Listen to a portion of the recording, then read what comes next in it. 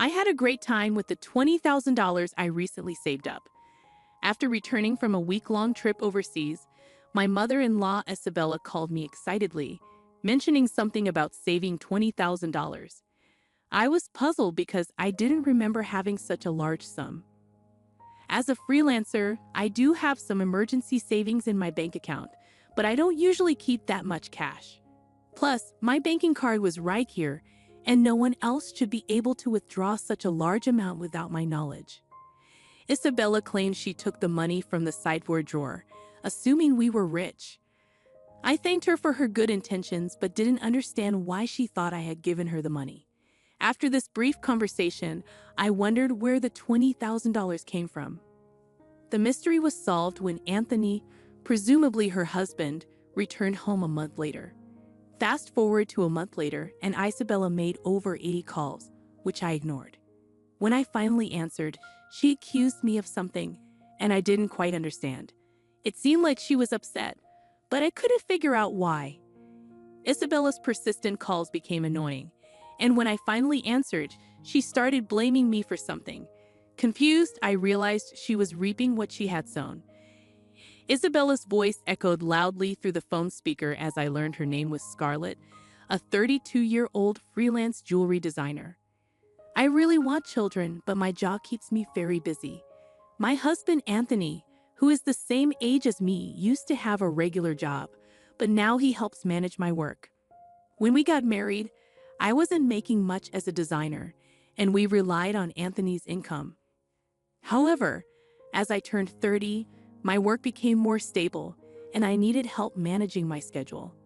Anthony, who had a good position at his job, decided to quit and join me as a business partner. With his help, we now have deals with famous international brands. Although we face challenges as a couple, the main issue is Anthony's mother, Isabella, who lives alone in his family home. Isabella thinks we're living a luxurious life and often asks for money. She believes we live extravagantly, attending fancy parties and dinners with company executives. While these events are part of my job as a jewelry designer, Isabella sees them as leisure. She even asks for money to throw a party for her friends. I can afford to give her money, but it's not as glamorous as it seems. These events are expensive, and I have business obligations that I can't refuse. We're not living in luxury. It's all part of our work, dressing up beautifully and eating at expensive places. Isabella often expresses her envy towards us with a hint of sarcasm.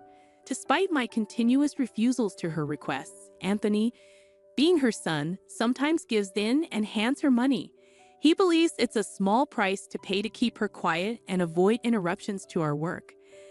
However, Isabella's demands only increase, leaving both of us frustrated. Recently, Isabella came over and pestered Anthony about buying a new dress for an upcoming gathering. Despite suggesting a more affordable two-piece suit, she insisted on an expensive dress for the fancy party. I believe proper attire, whether old or new, shouldn't matter, but Isabella makes a fuss. She also added that she needed a matching bag and was counting on us for that. To address Isabella's constant money demands, Anthony set up a credit card in her name, telling her to use it for her expenses. Initially, she overspent and got warned by Anthony.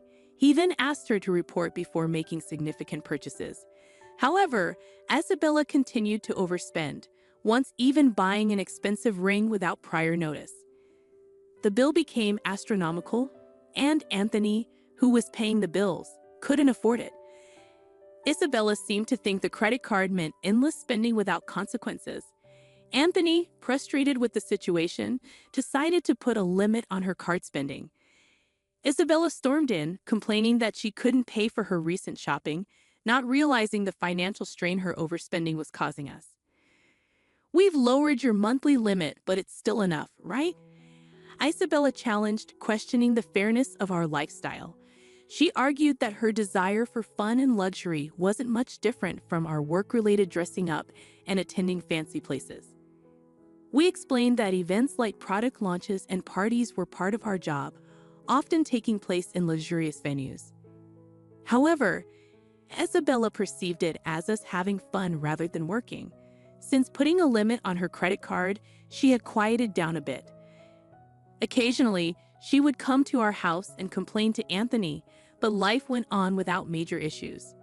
As the year-end approached, a foreign brand approached me with a proposal to expand our business overseas. Excited about the opportunity, I saw it as a chance to join the ranks of top-tier designers. Anthony, handling things as my manager, saw it as a rare opportunity we had to take. However, there was a concern about Isabella. Given her past behavior, it was plausible that she might want to come with us. When we told her about our plans that weekend, she reacted just as we predicted. Isabella insisted we were trying to trick her and live even more lavishly overseas. Anthony tried to explain that it was for work, not leisure, but Isabella wouldn't give up, fearing we planned to move there permanently.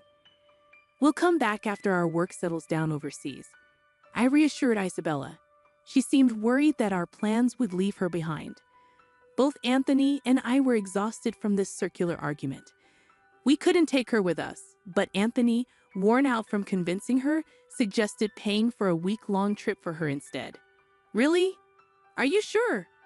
Isabella half-happily accepted, and Anthony promised to cover her flight and hotel expenses. However, the peace didn't last long. A few days later, while Anthony was busy with overseas arrangements, Isabella visited our house. "Anthony said that, but I want to shop over there too. Can you give me some money?" she requested. I asked about the card Anthony had given her, and she admitted he had taken it away, fearing she might misuse it with different currency rates overseas. I explained that I couldn't give her money without Anthony's approval. Isabella left, raising her voice, and over the New Year's, she went on a 7-day trip abroad. Upon her return, Isabella revealed an unbelievable truth. She called me excitedly, sharing her experiences and mentioning she had overspent on souvenirs. Feeling fed up, I asked about the money she claimed I had saved up for her. I had no recollection of such money, and the situation took an unexpected turn.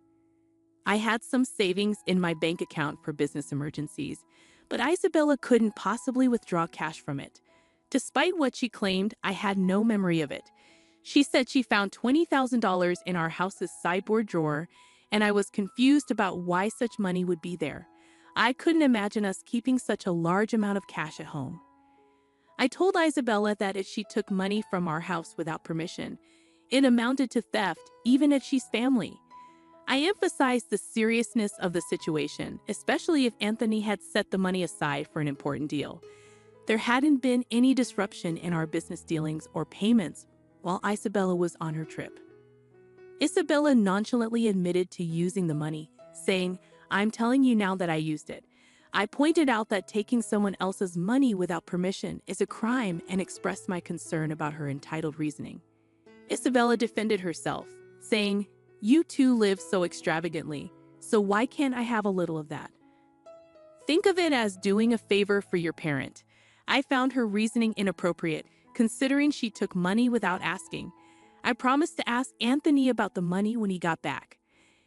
Isabella believed Anthony would understand, being his only mother, and claimed that $20,000 wasn't much to him. I agreed to pass along the message, still uncertain about the entire situation. I was amazed at Isabella's lack of awareness, and she ended the call by saying, "Please tell him that, thanks."